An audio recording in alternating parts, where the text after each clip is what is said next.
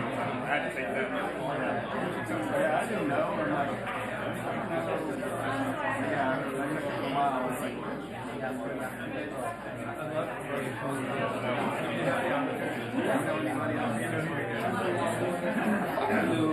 the NACA, I'm pretty sure I had to see space right here.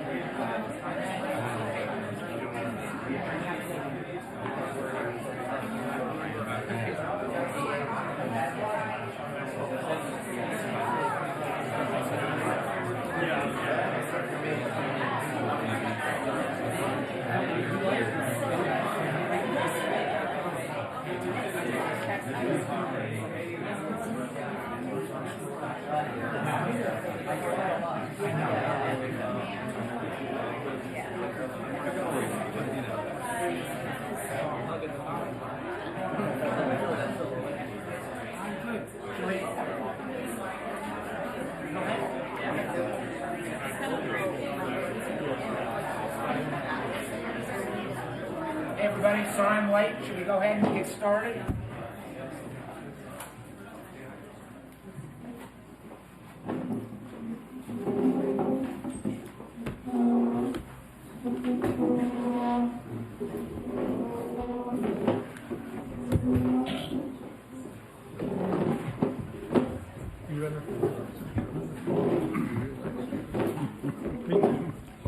We have lots of microphones here. This is great. Well, who all is here from? My name is Mark Warner, by the way, and I'm grateful that everybody's here. Don and I are putting this roundtable together because, obviously, an extraordinarily serious issue. I want to, first of all, where's our friends from Virginia Tech? There you are, Tom. Well, Tom, you're doing more of the drone stuff. But I was thinking, we're at the Virginia Tech Innovation Center, so I want to thank our hosts and for all the great work. And I think the last time I was here, I gotta get a water, but the last time I was here, I think it was still under construction. So I'm anxious to get all of the, at least at this level, all of the views.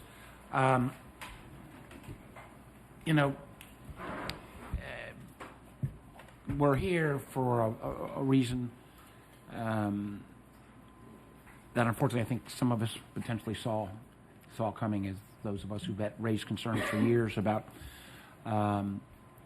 overcrowding at DCA. Not saying there was relationship to this particular tragedy, but on January 29th, 67 lives were lost. And I particularly appreciate Mr. Collins being here so that he can reflect on the sense of the families, and I'm sure the personal loss that you all still feel every day. The challenge that we all know is that air traffic in the greater Washington area is extraordinarily crowded. It gets, pardon me? Can you speak up? Okay. Usually that's not my problem. On this one, this is for the media, right? The microphone for the media, that one is for. Oh. Okay.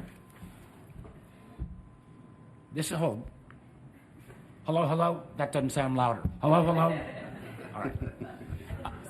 They're the same. They're the same. Okay. I'm going to speak up louder. Normally, I'm not charged with that cause, but welcome everybody again. And if you didn't hear, I wanted to thank Virginia Tech, but I also particularly wanted to thank Mr. Collins, representative of the families, 67 lives cruelly lost on the night of January 29th. I can still very vividly remember I was coming from an event in D.C.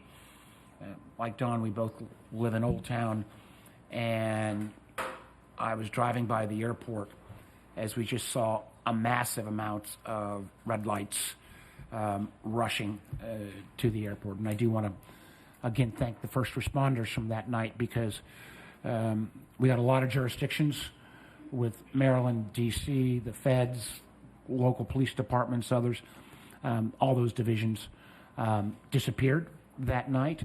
And Don and I you may have got there that night. I came, I think we were both back again like at 7 o'clock the next morning when we realized the extent of the tragedy. What we've got to figure out is, and have the mindset, frankly, of never again. We know this airspace is crowded. There are 13 million, Jack, I think, enplanements every year, DC and Dulles combined, and that doesn't even count what's going on at BWI, and with Tombo and others here. That's even before we think about some of the additional unmanned traffic that is going to be in all of our airspace. So what I want to hear from the experts around the table, and I'm glad that my friend Adam Evan from the state is here, and Kanak and others from the city of Alexandria are here, folks from the city of Alexandria, city of our county of Arlington are here.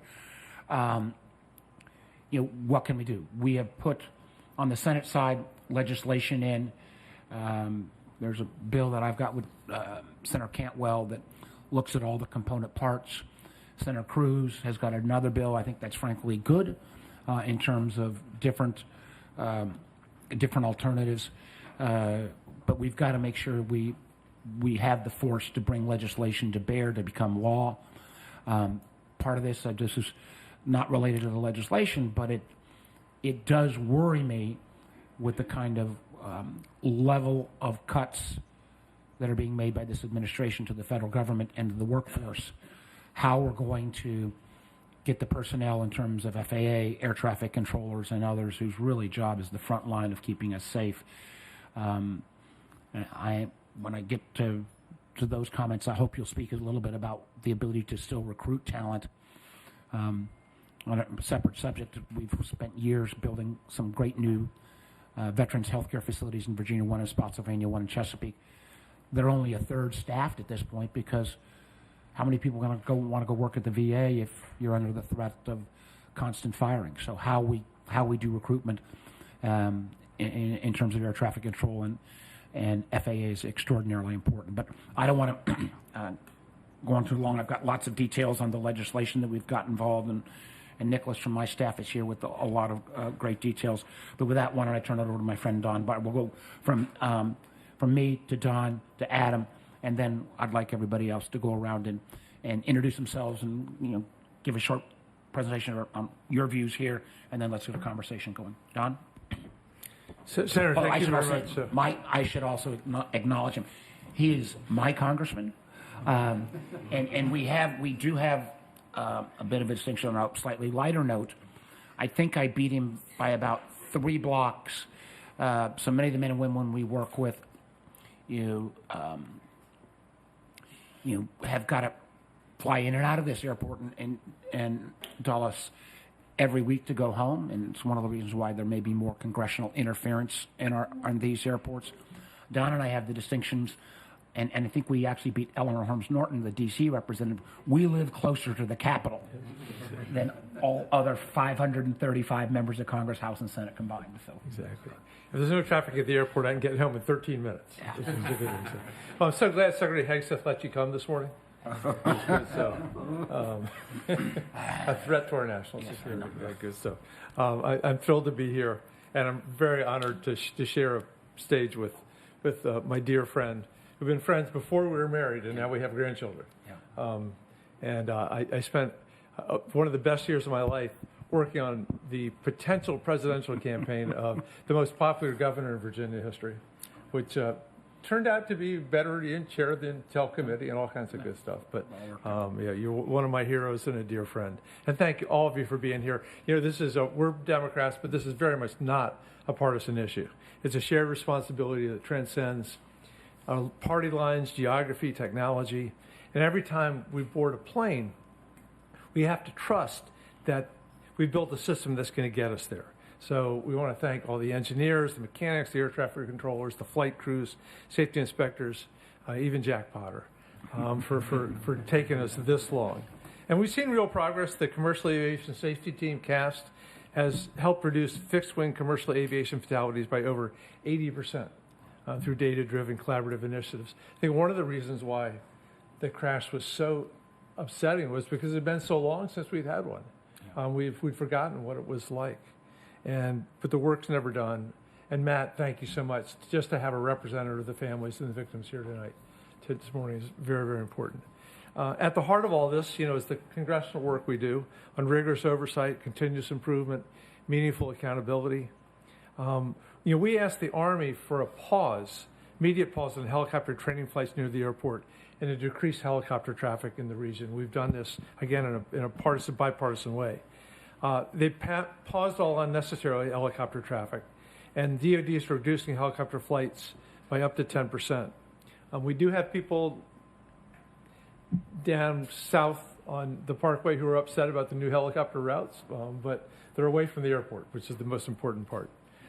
We asked the FAA to review the total flight volume of DCA to determine if capacity levels are pushed too far.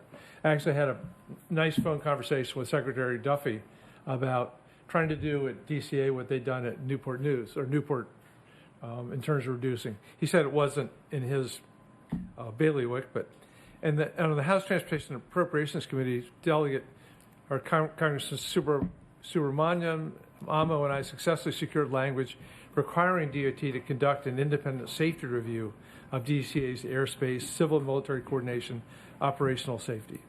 And if flight volume is found to be untenable, we want to call on the FAA to reduce those flight volumes.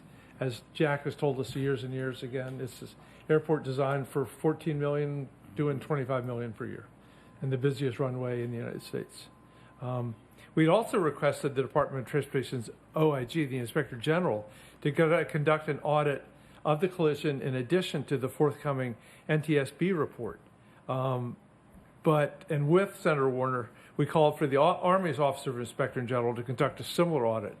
The Army IG turned us down. So last week we submitted an amendment to the NDAA for fiscal year 2026, requiring the Department of Defense's Office of Inspector General to complete this audit.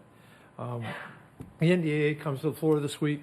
Lots of amendments. We'll be working hard on all this stuff. Finally, the FAA reauthorization included valuable modernization for the air traffic control system. Everything from runway maintenance to surface awareness initiatives. But we've all got to get it done. As we've known for a long, long time, FAA modernization has been something that has, I think, been around most of my adult life.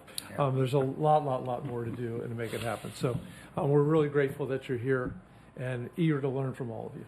So. Adam? Thank you.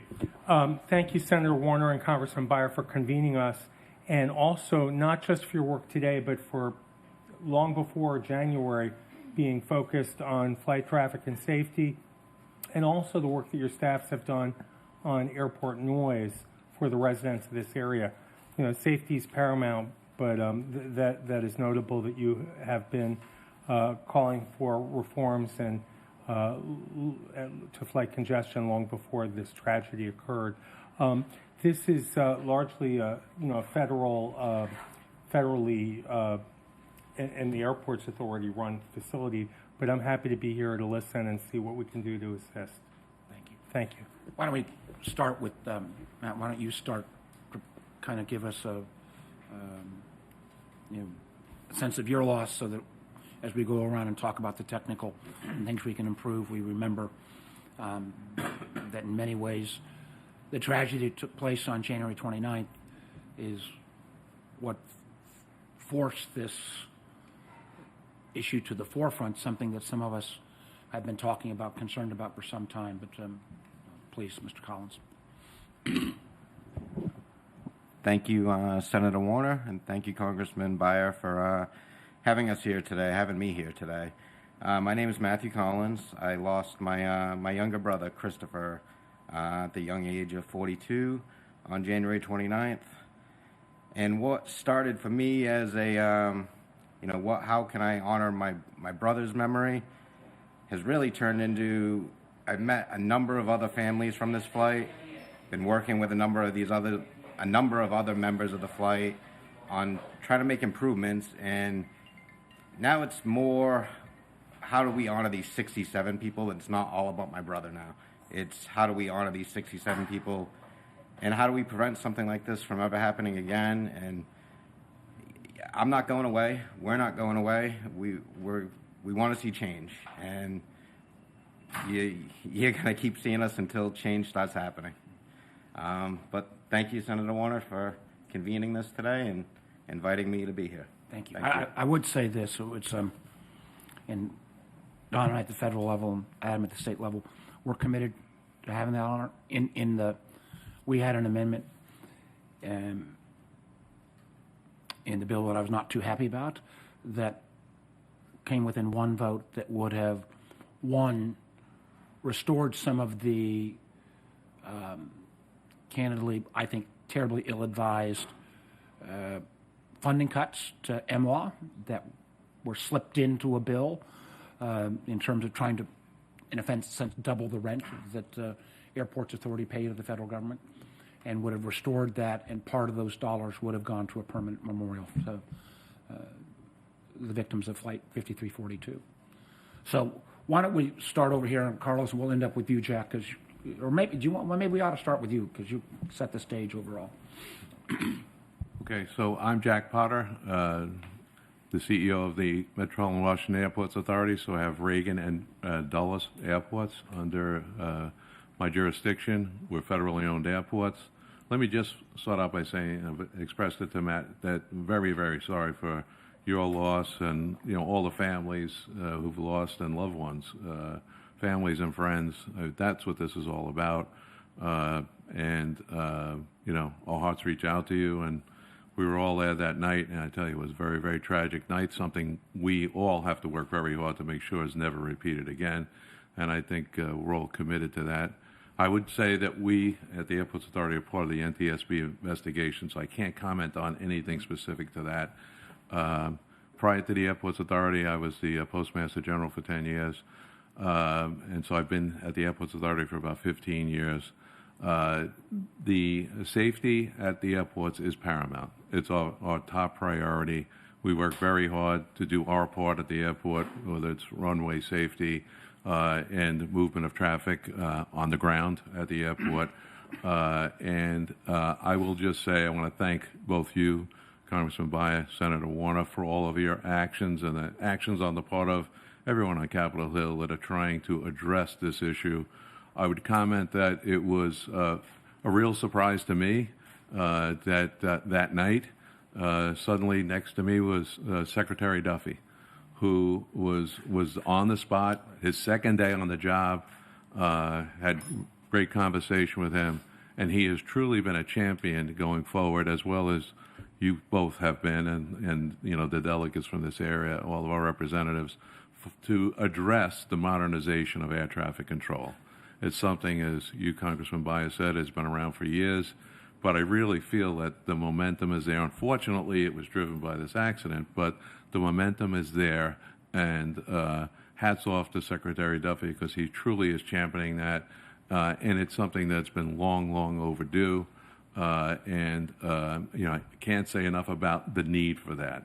It starts with that, and then, as you said, Senator Warner, you know, I look at what's happened here at Reagan National, a very, very congested airspace in general, just with commercial aviation, but on top of it with all of the, you know, aircraft movement that are associated with the federal government. And it's just a microcosm of what's coming, because when you think about some of the new technologies, the drones, the eVTOLs, the ability to move aircraft, smaller aircraft in a congested airspace, it's critically important that we we modernize our air traffic control. Very, very complicated. Who owns what, you know, is going to be a problem.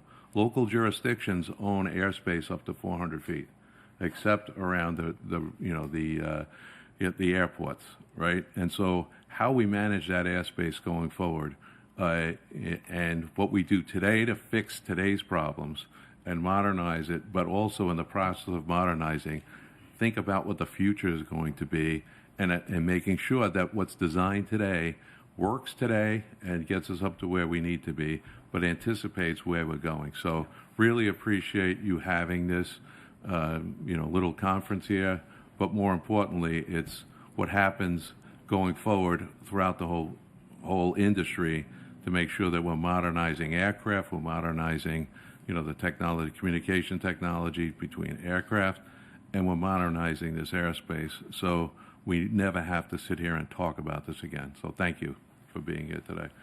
And I would hope as people go around, if you, because I want to make sure that we've got enough time that we actually have the conversations, so that if you could, you know, if you say, you know, here are a couple things that we think specifically would move us forward, that would be great. So. Okay, thank you. I'm also with the Metropolitan Washington Airports Authority. My name is Tom Beatty. I am Executive Vice President and Chief Operations Officer.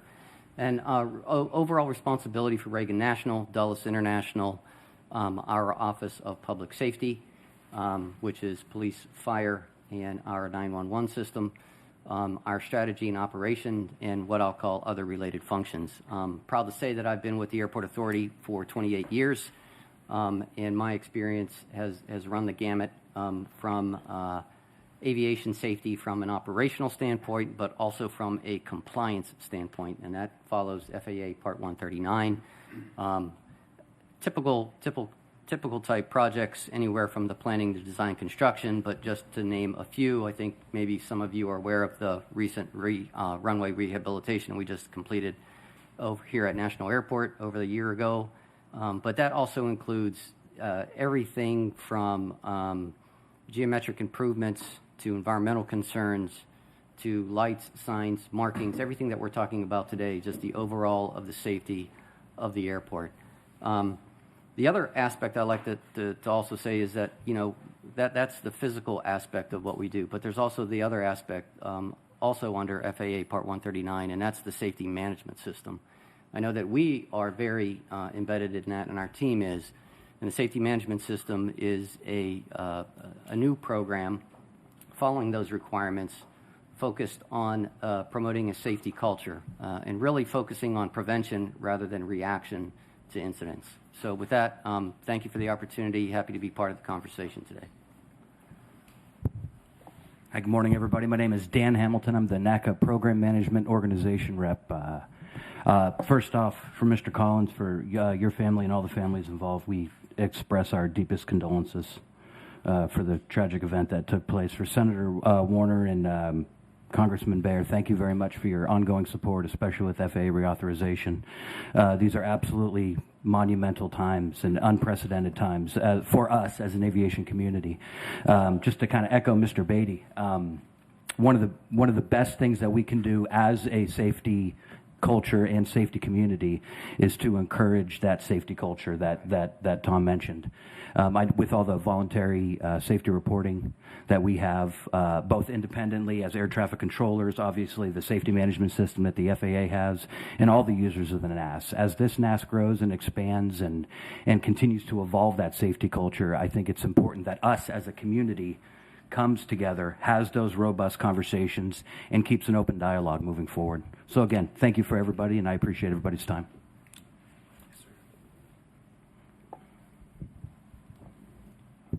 Hey, good morning, everyone. My name's Tom Bo Jones. I'm the director of the FAA-designated UAS test site in Virginia, which Senator Warner helped stand up coming out of the 2012 FAA Reauthorization Act. I first want to say to Mr. Collins, thank you for being here, for representing the families. I'm sorry that a tragedy like this has to happen. Aviation, oftentimes rules and regulations, sadly, are written in blood. That's an unfortunate truth, but I'm hopeful that here today, for your brother's legacy, we can make some differences in aviation safety. I started my career as an Army Black Hawk pilot. I flew for the Army for 12 years, and then I flew for the Coast Guard for 13. And today, I actually am in a flying club, flying general aviation aircraft. So while I'm here professionally as a drone pilot, aviation safety, is certainly paramount in both of those fields for me. I think, first I want to say, Senator Warner and Representative Beyer, thank you for putting this forward, this proposed legislation. I think the thing that really I want to focus on from a professional capacity as a test site director is your provision on closing some of the allowances that allow military aircraft not to broadcast ADS-B. And coincidentally, I think this aligns nicely with the new drone rulemaking, which some of you may or may not be aware of. There's a notice of proposed rulemaking that came out last month. It's called Part 108, and the provision in that rule that aligns nicely here is that all drone pilots have to give way per 91-113 to all other aircraft. And that's fine. Drone pilots are fine with being in that seat. In order to do that, drone pilots need to be able to detect other aircraft. There's a number of technologies that are in development to try to make that happen, but the best technology that already exists, that we've tested, that does really well, is ADS-B, because it's network. We can see plenty of aircraft coming from plenty of distances. So in that new provision in Part 108, suggests that aircraft that are operating beneath 500 feet, not near airports, will have the right-of-way as long as they have ADS-B broadcasting. They will have the right-of-way over drones. And so it's a provision that's trying to encourage that we step into modern times, and all pilots, because it's not just military, there are some pilots that don't have ADS-B that are outside of certain areas that don't require it. All pilots will be able to have drones avoid them if they're broadcasting. So if that's in that proposed rule, I would encourage folks to pay attention to that. It closes on October the 6th, and it aligns really nicely with the provision here, which is to try to close some of those, I won't say loopholes, but some of the robustly used provisions that allow military here. Mr. Collins, thank you for being here. Senator Warner, Representative Byer, thank you for the invite. Tim Johnson, assistant professor for aviation and air traffic control at Hampton University, and also the program director. Also retired Air Force as an air traffic controller. And then just last year, I was on the National Academy's staffing for air traffic control staffing. So we just finished that, which I'm sure you just recently got to see. Why am I at the table? So throughout my career, it's all about training. And being an air traffic CTI school with the FAA, we're partners with the FAA, we teach the curriculum that the FAA teaches. However, to be a part of the FAA, to be a controller, you have to go to Oklahoma. You have to go to Academy, centralized location. To be a pilot, you can go many different locations. So that is one of the things that I want to discuss more about is for training and stuff like that, with, I guess, colleges becoming enhanced controllers where they don't have to go to Oklahoma to go out into the workforce. The burden is still on those universities instead of, finding funding and grants to get simulators become enhanced that they have at Oklahoma. So that's one of the things that, if we're going to get more people out into the workforce for that training to get all that, we need more people there. And right now, Oklahoma, it's just not enough. So for more colleges to become enhanced, let's get that funding that the same, pilot simulators and things of that can also have. Thank you.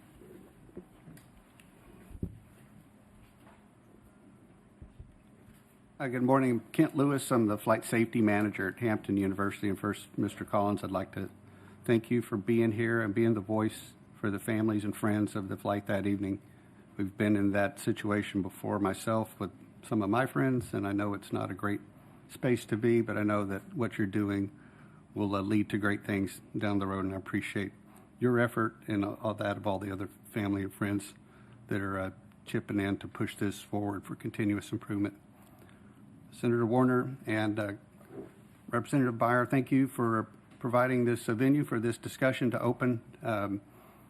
This is an area I've been studying since the 1980s when I was a Lance Corporal in the United States Marine Corps, and they gave me my first safety position as the technical publications officer for the squadron. So had positions of increasing responsibility through the Marine Corps with attending the aviation safety officer course and being the director of safety for Marine Corps Station Yuma, Arizona, when I retired in 1999.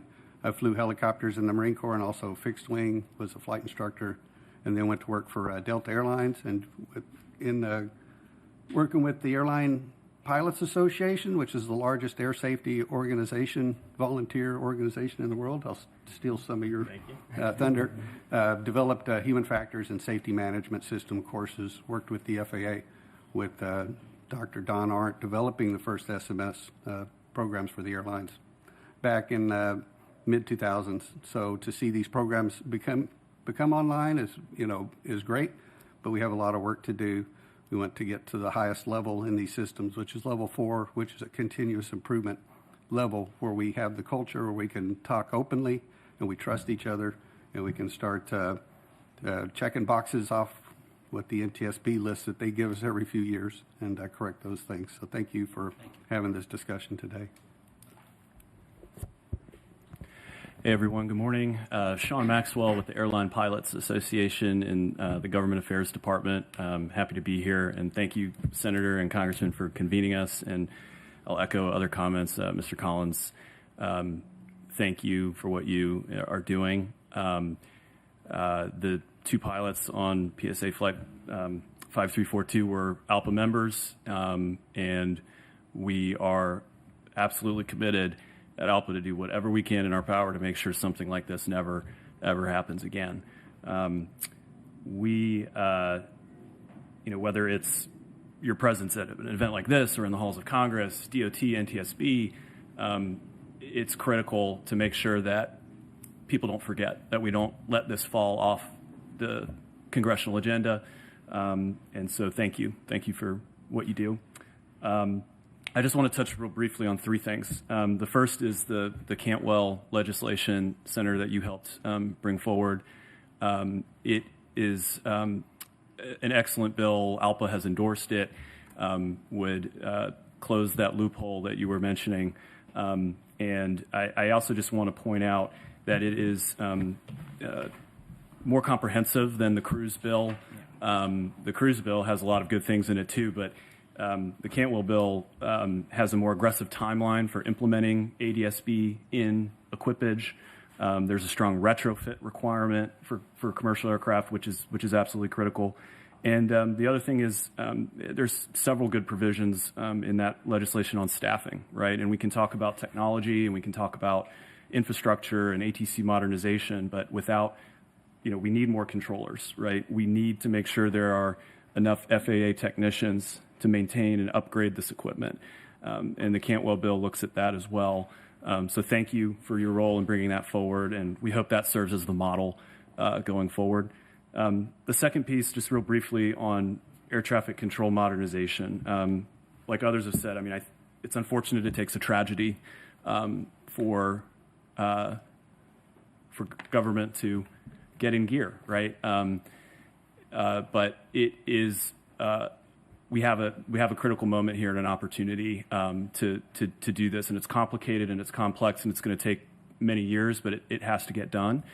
The $12.5 billion that Congress has already provided is an excellent down payment, but we know we will need more funding. We also know that, frankly, FAA is going to need to execute better than they have in the past. I'll also give credit to Secretary Duffy. He has been extremely aggressive in pushing this. He's been open and accessible to us and our leadership, and I think for most folks around the table. But we're going to need a more detailed plan from DOT about how they plan to execute this. And we're going to need eventually more funding. Lastly, I just want to bring up aeromedical issues, especially surrounding mental health for pilots and controllers. It's something that there were some good steps taken in the recent FAA REAUth bill, but for so long, if a pilot or a controller is suffering from a health issue, particularly in the mental health space, they have been disincentivized to speak up and do the right thing. And we need pilots to be able to, no one here is talking about, a severe illness or mental condition. Obviously, if you are going to be entrusted to fly an aircraft or to control and separate airplanes, there are going to be disqualifying medical conditions, and that's appropriate. But we're talking about things like stress, anxiety, depression, maybe it's a marital issue or going through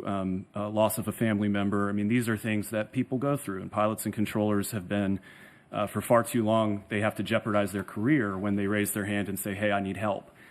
So there is legislation. It's called the Mental Health in Aviation Act. It is bipartisan. It's actually already passed the House Transportation Committee. It would require FAA to implement a number of consensus recommendations from an expert panel that the FAA convened to look at this process to make sure that pilots and controllers, when they submit their medical documentation and they're cleared by their doctors, that it won't take 6 or 12 or 18 months for them to get cleared to go back to their careers. It's also authorizes some additional funding and staffing at FAA to make sure they have the medical expertise they need. So I believe Senator Duckworth and Senator Hoeven are planning to introduce companion legislation in the Senate. I just wanted to flag that as well. Thank you again for convening us, and looking forward to the discussion. Thank you, Senator Warner, Congressman Beyer, for convening this roundtable. My name is Stephen Shems. I'm the Government Affairs Director for the Association of Flight Attendants. We represent flight attendants at 20 airlines, 50,000 members nationwide. To Mr. Collins, we also represented the flight attendants on the PSA flight. So our futures are entwined forever, and we will work with you to make sure that we never forget the tragedies that occurred and that we make the fixes that are necessary. I do want to echo a lot of what's been said around the table, that this is about shared responsibility and shared agenda, and that we all need to make sure that we're working together. Flight attendants, pilots, air traffic controllers all need to be talking, looking out, and making sure that we are speaking up when we say something that is not right, and to feel that we have the right and the privilege to do so. I will say that on safety management systems, they're great and they work and they're well, but we need to make sure that any management system or aviation safety systems protocols are non-punitive. They used to be that you would just come out and report if you saw something wrong, and so that it could be corrected and fixed, but we are seeing now a move towards punitive actions taken against people who speak up and speak out. And so if we want to have a true safety culture, you have to be able to speak openly and honestly about the issues. Happy to be here and happy to participate in any discussions that come across the table. Thank you. My name is Carlos Aguirre. I'm with the Professional Aviation Safety Specialist. I'm the Secretary Treasurer. I've worked at Miami Air Route Traffic Control Center as a systems specialist and also at the FAA Command Center in Warrenton before assuming my position as Secretary Treasurer for PASS. First off, I just want to give my sincere condolences to Mr. Collins and all the families of the tragedy in January, and to make sure that everyone here is a member on this table, member of the aviation ecosystem, and it's our duty to make sure that we get to the bottom of what happened and make sure that it doesn't occur again. Do everything that we can to make sure the safety systems are in place, that a tragedy like this doesn't happen again. PASS represents 11,000 FAA workers. Among these are air transportation safety specialists and aviation safety inspectors. The air transportation system specialists within the technical operations unit ensure functionality of communications, computers, navigational aids, and power systems vital to safe air traffic and the mission of pilots and controllers. They touch nearly every piece of technology in the air traffic control system. We cannot turn on the lights without them. Over the last few years, PASS has been working with FAA and Congress to get the FAA technical workforce staffing numbers healthy again after years of decline. We are happy to see that the FAA is now taking action to hire technicians and surging the hiring of technicians, and that they have in place an aviation workforce plan that will soon be published. At least that's what we hear. The brand new air traffic control system that's being proposed by the Secretary and the FAA Administrator is a bold and ambitious proposal to modernize the national airspace system. PASS has long stated that the obvious solution to concerns with reliability and operational continuity is expediting new systems in the NAS. We strongly believe that this workforce has the expertise and the capability to assist. We're committed to the mission excuse me, and able to accomplish the work if given the proper staffing and training. We're focusing, making sure that the FAA is focusing on a fully staffed and trained internal workforce. The FAA strengthens long-term resiliency of the NAS by doing so. And we welcome the introduction of the Senate Bill 1985. We support any proposal to add opportunities to improve and strengthen safety management systems. SMS is a core component of predictive and proactive modeling initiatives in aviation, and we're always in support of any bills that would enhance aviation safety. Thank you for having me here. Well, thank you, everyone. I want to make sure we get really into the heart of this. First of all, just a couple quick comments, Sean. What you say about mental health resonates with me. One of the things that I recall as governor was our National Guard units who were constantly deployed to Iraq and Afghanistan, and there was a huge reluctance to acknowledge mental health issues. And I think in the military, some of that has been removed, but it resonates with me. I want to take a look at that legislation in terms of air traffic controllers, pilots, flight attendants, others. Really makes some sense. I want to, one of the things that I know is already in the public domain, but it just I'll do this. How many of you use DCA as your kind of home airport? Let's do this. Okay. How many of you have had and press people can answer this too on this. This is not a gotcha question. But one of the things that kind of struck me, this was a great stat out of the first preliminary report. Between October 21 and December of 24, there were 15,214 near midair incidents between planes and helicopters at DCA. Jack, had you heard that number? Is that? Yeah, but they were in close proximity. Yeah, but again, how many of you have had a landing at DCA where you're not really aware you're a passenger, but you've had the plane's coming in for a landing, you divert and you have to come back around. Again, there are such unique components to this airport that we have to grapple with. And and I am not the expert that I used to be on Commerce Committee, and I remember in 2009 I got here and at the Senate and they said, Senator, we're going to get airport modernization, air traffic control modernization done. We're going to move from the radar to GPS by 2015 or 2018.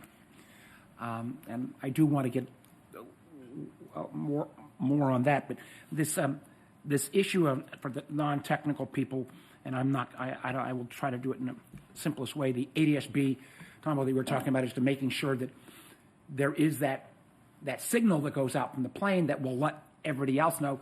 In the night of the tragedy, as you know, the military helicopter didn't have their ADS-B on. So they have had an exemption. So the legislation that and I think our bill is better than the crude bill, but it's kind of all, there's three buckets, shared airspace, how do we deal with this ADS-B, in continued use, really focusing on busy airports, which clearly we fall into, independent review, risk assessments. So that's air traffic safety.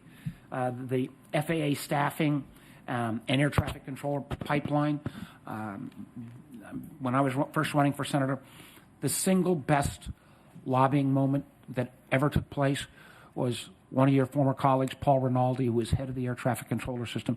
And he got me at some event, and I got 20 minutes with him, and he literally scared the hell out of me about if we don't put more people in the air traffic control system and how we were still building back, and literally the stress. And I've worked with air traffic controllers, have huge respect for you guys, but we need more. We need more on the FAA side. And one of my first questions is going to be, with the kind of attack, across the board on, governmental service, has that kind of atmospheric slowed recruitment, or do we have a healthy pipeline? I want to get to that. That'll be the first out of the box. And then, obviously, the unique aspects of sharing information between DoD and FAA and all of the civilian. But why don't we start with, is the pipeline pretty good in terms of people interested? And John, what else do you want to raise on the opening question? Just piling on to that is, since we talked about how modernizing air traffic control has been around for a long time, what's different now that's going to actually make it happen? Yeah. Why? I'm going to wait for that for the second bucket, but because that's really that's. Yeah. So as far as the current, let's say, hiring rate, I mean, I don't have that information directly, but the last that I heard, there is a healthy pipeline. From an air traffic controller standpoint, even though it's healthy, we'd always like to see more people apply for the position. It's an extremely rewarding position, and it's one of the key positions, like we all are, really, to the safety aspect of what we do as a community. And are there bonuses like ICE has right now to get people to sign up? I am not personally aware of any bonuses. I would have to look into that and get back to you. And do you have a view? What Mr. Johnson said. I see the value of everybody going through the same system in Oklahoma City on one level, but I also see that does make. Do you guys have a view on a more dispersed network on the training process, or should you start at Oklahoma City and then be able to enhance your skills elsewhere? Do you guys? So there have been a number of colleges that have been accredited for it's like the CTI program, as you mentioned, and anything like that from a collegiate level to the from a collegiate level, they would assist basically the training that goes on in Oklahoma City. So with the increase in staffing that's needed for air traffic, we welcome absolutely everything and support it 100%. What about the FAA? So for the technical workforce, the FAA has come out with a Gateways internship program for technicians. It's a new program where students can they go to school for a semester and then they work for the FAA as assisting as an intern. Our technicians, they learn about safety management systems, they learn about routine maintenance, and we're encouraged by the people that are able to then stay on after they graduate, they get their degree, and then they continue on. They'll be offered a position if they choose to accept it, and if the FAA thinks that they would be a good fit. So that Gateway internships program, I think, can be expanded and go out to more vocational schools, more technical colleges, and get the word out on it so that the pipeline can be. So both of you feel the pipe, because I mean, again, we both have spent a lot of time on other areas like the VA and others where they're having a real problem with the pipeline, but you've not seen any drop off yet. Mr. Johnson? Yes, the pipeline, I would say, is great. However, just like pilots, we have a lot of controls retiring. So trying to keep those numbers up with people coming in, I believe, is the biggest issue.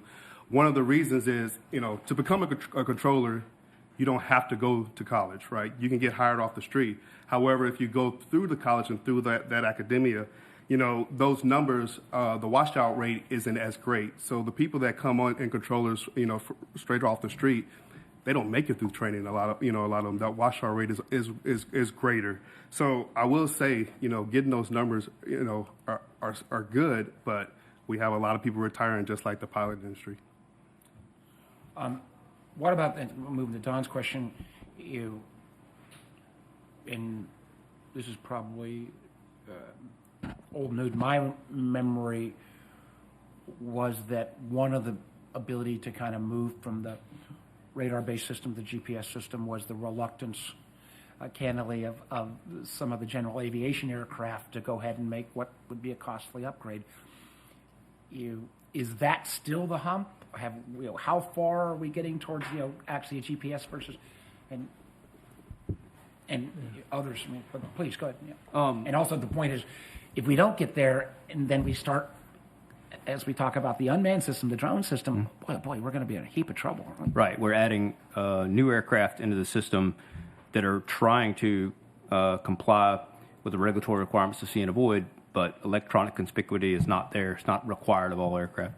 To speak specifically to... It is on drones, though, right? Isn't it? You got to have that signal commercial drone? It's not required, and actually, drones don't broadcast ADS-B out for fear of spectrum saturation, and since they're required to give way to all their aircraft, they're not required to have ADS-B in, but if they're going to fly beyond line of sight, that is a common provision that the FAA approves waivers on, so it's very common to have ADS-B. But underneath 400 feet where drones fly, do they pop up on? Are they being registered anywhere in the air traffic system? They do not. There is currently not a system where a drone is allowed to broadcast on a system that already exists within the FAA. Their position. There's a few exceptions for some larger drones that do have ADS-B, but for the most part, they're actually not allowed to broadcast their position. So certainly in the future, we'd like to get to a place where there's enough spectrum, there's enough allowance, the technology's there that not only, let's say I'm flying a general aviation aircraft, not only can the drone see me when I'm broadcasting ADS-B and give way to me, but I also can see the drone, right, and know its location. So, Jack, what would you say? We've talked about this for years. What I would say is on air traffic monitors. You have to have the will to manage, and we know what we're facing, and there are people who are going to have to make investments in order to comply. We're going to have to broaden the spectrum. We're going to have to put requirements on, anything that's moving in airspace, particularly in congested airspace. And I think that we got to get past what I would call a political issue here. and just, again, have the will to say this is the way it has to be done if we're going to be safe. And right now, the safety issues around congested airspace, but as I said earlier, there'll be congested airspace throughout America. And, we're anticipating that, this will be a very, crowded airspace at all different levels, which it hasn't been historically. And we're all sitting here saying that we're anticipating that without building the right technology into, future aircraft, we're just going to So create we're still a not potential at the harm. GPS-based system. No, not where we would like to be, particularly with GA and smaller aircraft. Somebody, because you'll definitely get, and you got that statistic. Remember, there used to be the improvement if we're working on World War II level radar, and if we could actually get the GPS-based, it would. Somebody give me the factoid here about how much greater improvement, how many more planes you could fit, how much fuel we'd save. There were such overwhelming. Do you remember those? Yeah, I don't remember the Why don't exact. you give them the stats? Or somebody, where's a staff member to give Bayer the stats so we can? Somebody got those? I Give me don't like have the exact Come on, statistics, guys, but to your point, I mean, Peter DeFazio, former chairman of the House Transportation Committee, used to joke, next gen should be called never gen, and that's unfortunate, but it rings true, right? And some of the problems I think we've had is including aircraft equipage, particularly some of the regional carriers with older, smaller aircraft. The FAA, when it does have a chance to implement new procedures or performance-based navigation or optimized, descents, that would, in theory, help with efficiency, but also safety. Some of the aircraft aren't properly equipped with the technology to fully take advantage of that, right? And so then you have some pilots who are forced to kind of do workarounds. They have to talk more to controllers, which increases workload. And so the aircraft equipage piece is certainly a part of it. And the other thing that's challenging, right, is, the ATC system, I mean, it's really a system of systems. And you can't just plug and play. You can't just take something out, make upgrades, put it back in. You have to run it continuously. And so the ability to do this is going to be contingent on, obviously, the political will and the management at FAA, but also, frankly, I go back to the funding. And I know, and I get why a lot of members of Congress are perhaps hesitant to give FAA a significant amount of funding. I don't think anyone's asking for a blank check. And that's why we need detailed plans from the FAA and DOT to get this done. But is there not even a requirement that for all new aircraft, whether general aviation or commercial, that they still don't have that requirement on a going forward basis? So the requirement doesn't well built. necessarily pertain to the aircraft. It more pertains to the airspace that the aircraft is flying in. So if you have aircraft, for instance, that are flying into DCA, DCA is considered rural airspace.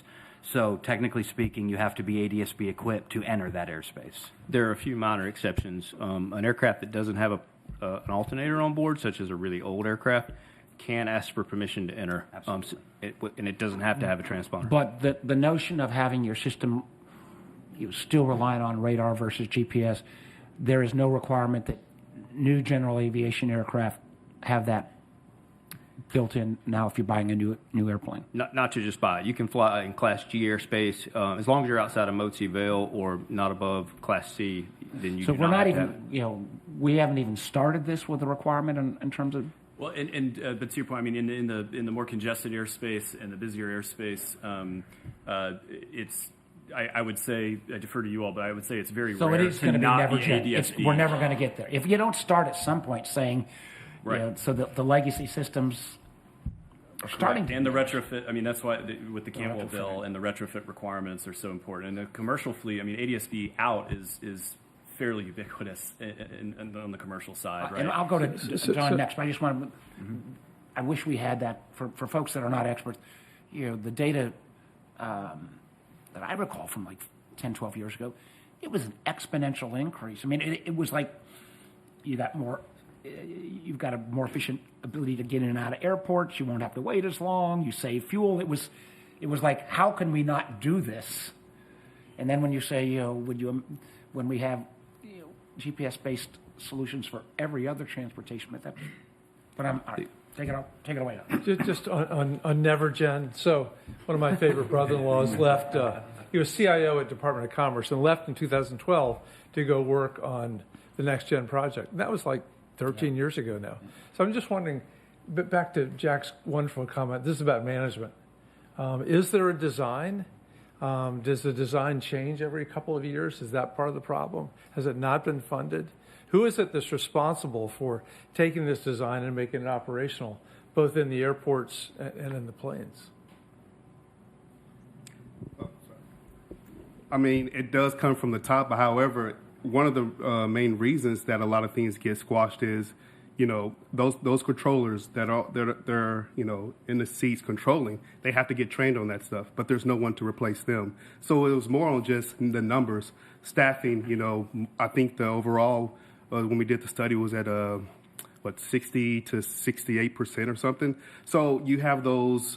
You're just not able to train on the new stuff. That's one of the main reasons. But it's not a case. Is it accurate to say that it's not a case that the technology is changing that much? That the GPS system still is, just starts with a fundamental different baseline than a radar-based system, right? Yes.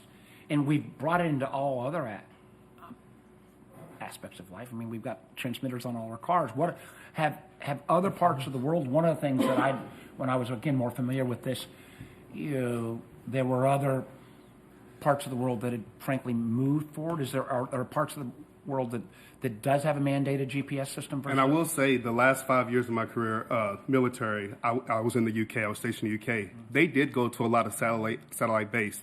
When it worked, it worked. However, when it wasn't working, how do you fix it? That was one of the issues that they came to. Ground based, yes, you're able to get the maintenance out there. It's up and running. It's down for maybe a few hours or a few days. But the difference, I think, right now would be, and I'm going to get way over my skis, is that umpteen years ago, the level of satellite constellation was much smaller than what it is today. Oh, absolutely. So you could build redundancy. Yeah. So anything else, I want to make sure we hit a number of topics, and if there's certain things that we've not hit, but we'll go back. Anything else on this system? Just one sentence, which is that as we talk about GPS, there's still the urban legend about people passing little slips of paper back and forth in air traffic control. That's the thing that really scares me. Yeah. Senator, I'd also like to mention that you talk about legacy systems, but that assumes that they're going to be going away sometime. They're really existing systems, the radars and the instrument landing systems, the approach lights. These are continuing to age every day, and it's harder to get spare parts for them. It's harder to do the maintenance for them. So it's something that we have to really look at investing in that existing infrastructure.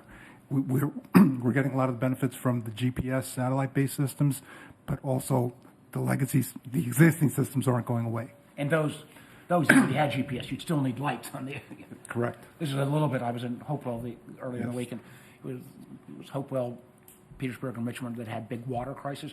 Nobody wants to invest in your water systems until you got a water crisis. Then everybody wants to do it. But what you're talking about sounds like that's kind of. Is there? So we put one bucket in terms of will Next Gen ever be Evergen? That's a bigger macro. Can we zero down on the region? We've talked about federal legislation. Are there other things we need to do? And this will tie in Adam, and we've got some of our local representatives from both the Arlington Board and the Alexandria City Council. Is there a piece of this that needs to be fixed that's not federal legislation, that is either state, local, or community-based? I'm not sure there is, but I think one issue that it's still federal-based legislation, but I think it really involves airports and state and local partners, including law enforcement, is back to the drones and counter UAS. There's legislation that just recently passed the House Transportation Committee, and to give state and local law enforcement the ability to not just detect, but also to potentially mitigate drones that enter restricted airspace. I know airports would be involved in this too. And that's something where it's kind of a narrow slice, but it's a really important slice. I mean, we know it's coming.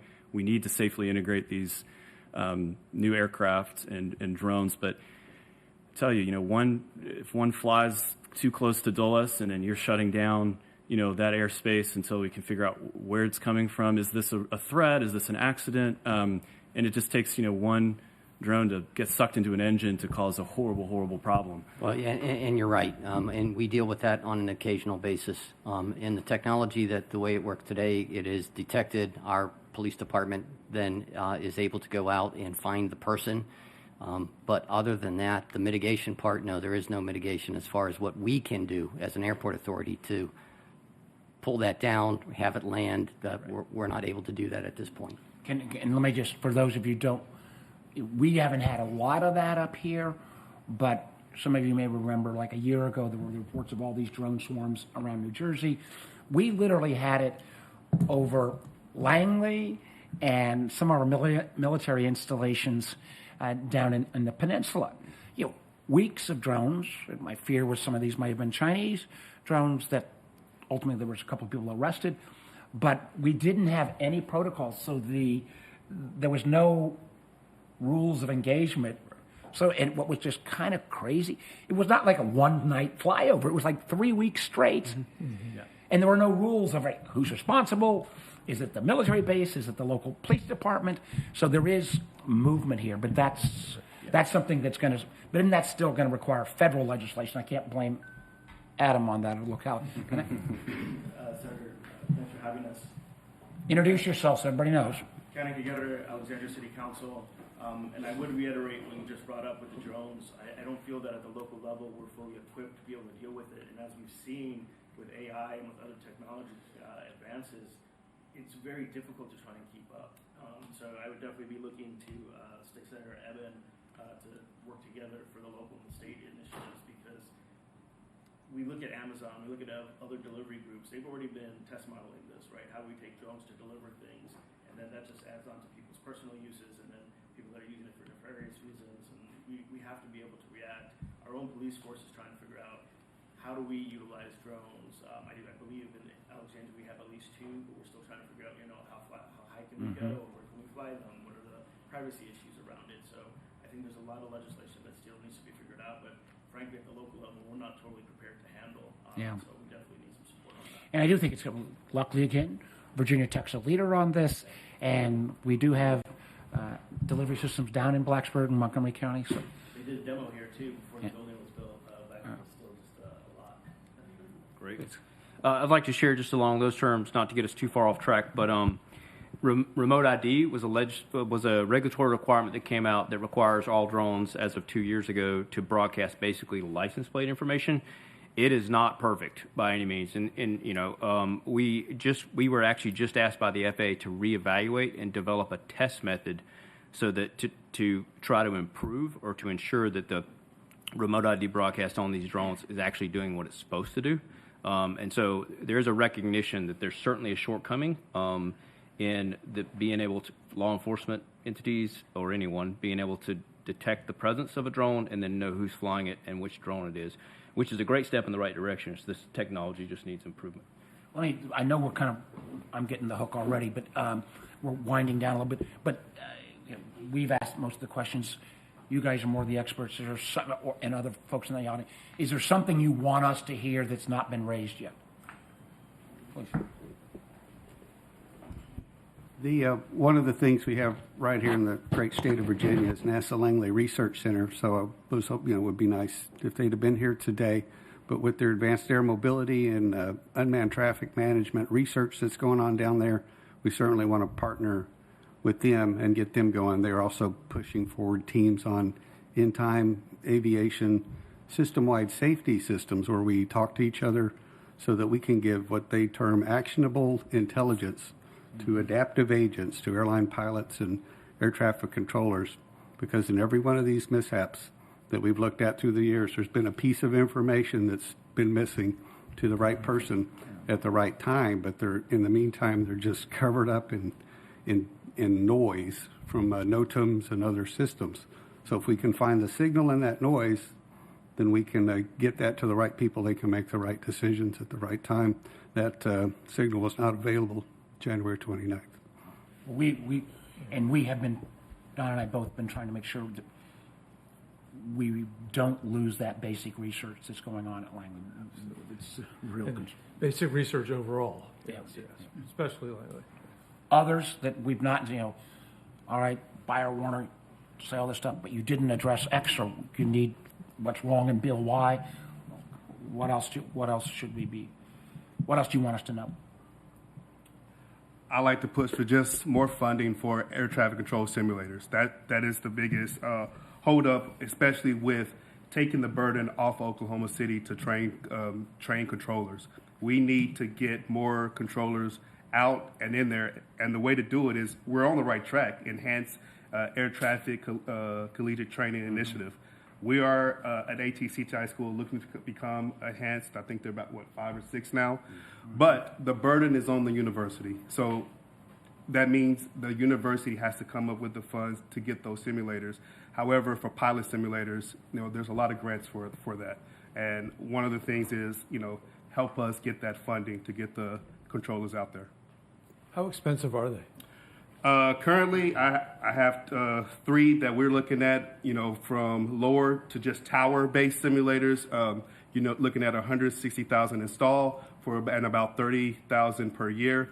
To do both tower and radar to fully train the controller, you're looking at closer to about $250,000 install, and then maintenance $50,000 a year. Yeah. Obviously, and this meant hopefully the right way. I've never had a meeting where there's not at least some request for additional funding. So, and part of this is still protecting, and that's again when we whack government funding at the levels of being hit right now. There is, and the awful thing, the tragedy did get us some additional funding in the last legislation.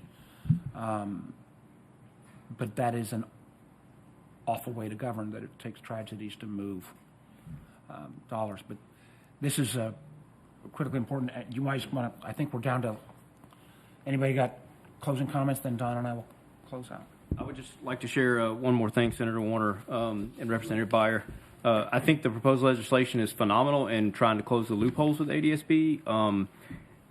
There are other aviation, like EASA, for example, they have a more cooperative environment. They require transponders on all aircraft, and I think that would be a step in the right direction. Could you explain to Congressman Beyer, EASA? Sure. Sorry, the European. This is similar to the FAA, but in Europe. Okay. Sorry. And I think it would be a great step in the right direction to make all of our airspace safer, not just those areas that are, where large airports are around Class B. I think it would be, it would go a long way in making sure that we don't have an accident like this that could occur actually outside of a busy airport. Closing these loopholes inside these locations with military aircraft is perfect. It's the right direction. It's going to make our aircraft, our airspace safer, but we should take a step further and encourage everyone to step into the modern age and share their position with all of their aircraft. I think I'd just like to make a comment that what we heard today is what's really required is a comprehensive approach. There's not one thing that has to be done. Everything has to be done, because any one of the things that we described today could lead to an unfortunate accident. And so I just encourage you to continue to focus on this. Obviously, funding is needed. But again, more importantly, it's everyone in the industry has to rally around how we're going to make this airspace safer. And I think we all see, huge commercial opportunity, whether it's, we generally think of commercial airlines, but the opportunity locally to start taking advantage of drones and some of these other, eVTOLs and others, it's going to be, negatively impacted if we don't step into this issue right now. And to the point that you were making, put requirements on future equipment. Dealing with legacy is very complicated, but getting ahead of the curve is where we need to be. Right now, we've been playing catch up for years, and we need to leapfrog where we are today to make sure that what we design is going to, as I said earlier, is going to accommodate the future. I just want to say thank you very much. This always a learning experience, and we live in such, just being here in Northern Virginia, it's such a complicated airspace, and the tragedy has just emphasized all that. So anything that we can do to support Sean Duffy, the FAA, whatever we can do in Congress, we're here to do that. So. Yeah, and I'll just add, again, Secretary Duffy has been responsive. I hope that approach could go across the funding request as well. I appreciate everybody here. Again, particularly Mr. Collins, thank you for being here. I do have wondered at times, in so many ways it all comes back to funding. We don't want to at least I don't want to completely slow down all the potential commercial aspects that have come out of unmanned aircraft, drones. I do worry a little bit that sometimes as we start new industries, we don't want to put any burdens on them, but then that sets a precedent that then those systems don't kick in on the revenue stream. And we've got to figure out at some point, whether after X amount of drones or so much beyond line of sight, we can't just continue to say that management of all the airspace is simply the job of the government without the participants kicking in ways. And I think I just remember all of the, and come back to you, Tom, a little bit because of your experience as a commercial, or as a general aviation pilot. The general aviation pilot lobby is very, very strong because it comes from a lot of the rural communities, and trying to get that, any of these requirements going forward. Because candidly, Jack, as you said, if we put all the next gen equipment in, even be starting in 2012 going forward, it would be a lot easier to kind of make that transition. So we're going to keep working on the federal legislation. I do think the intersection between drones and commercial and GA space, you got a commitment from us that some level of permanent memorial to the victims needs to be part of this going forward, so we never forget. And both of our offices, I know Rachel and got some folks, Nicholas and others from my staff here, and Jackie, others, we're open for business on this. So keep us informed. Let us keep pushing the legislation. If there is a slowdown on the human pipeline, I'd like to hear, because these, whether it's FAA or air traffic controllers, this is not something you can flick a switch and say, okay, we're going to go out. This is a little bit of a jab comment. Unlike the ICE officers who now the administration has decreed only need a 47-day training period because the president is the 47th president, you can't do that with air traffic controllers and FAA safety experts. If you shorten the training period, you're not going to get the safety level we need. So this is something we have to work on at some length. So appreciate everybody. Again, thank you to Virginia Tech and for our audience for being here, and our friends from the press. And we stand adjourned until next session. Thank you. Thank you.